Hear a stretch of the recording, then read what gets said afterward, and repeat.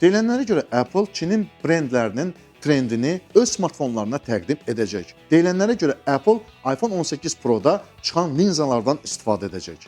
iPhone 18 Pro, Oppo və Vivo flaqmanlarına bənzər çıxıla bilən linzaya sahib olacaq. Vibe'dan bu yaxınlarda sızan məlumata görə Apple Oppo və Vivo'nun aksesuarlarına bənzər şəkildə iPhone 18 və iPhone 18 Pro Max üçün çıxarıla bilən telefoto linza təqdim etmək imkanlarını araşdırır. Hələ ki son qərar verilməyib. Lakin hətta bu müzakirə onu göstərir ki, Apple kamera trendlərini yaxından izləyir və rəqiblərinin uğurlu həllərini uyğunlaşdırmağa hazırdır. Dəyişən diafraqmalı əsas kameranın da hazırlandığı bildirilir. Digər brendlərin illərdir istifadə etdiyi bu texnologiya Apple'ın həmişəki kimi texnologiyalarını kifayət qədər yetkin hesab etdikdən sonra tətbiq edəcək və onun özünün fotoqrafiyanın yenidən təsəvvürü kimi təqdim edəcək. iPhone 18 Pro və Pro Max modellərinin dizaynının əvvəlki modellərə bənzər olduğu barədə şayələr var. Devicelarda həmçinin şəffaf arxa panellər də ola bilər. Rəsmi təqdimat 2026-cı ilin sentyabrında baş tutacağı gözlənilir. Buna görə də Apple'ın hələ də manevr etmək üçün biraz çox vaxtı var. Düzünü deyim, mən buna inanmıram. Çünki belə bir həll wow effekti yaratmır. Görüntü olaraq wow effekti yaratsa da praktiki cəhətdən o qədər də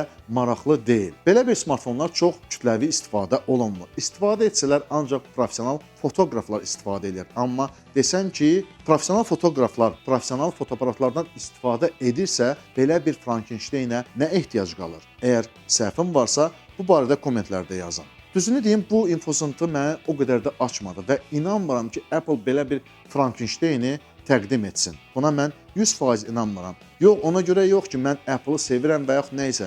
Mən Apple-ı çoxdan öyrənirəm və Apple-la çoxdan tanışam və düşünürəm ki, daha doğrusu bu faktdır ki, Apple heç vaxt belə bir Frankensteynlərin təqdimatına izin verməyib. Ola bilsin, olsun, amma 100% olmayacaq. Sizə bir sualım var. Apple-dan belə bir Frankensteyn gözləyirsiniz, yoxsa yox? Fikirlərinizi kommentlərdə yazın.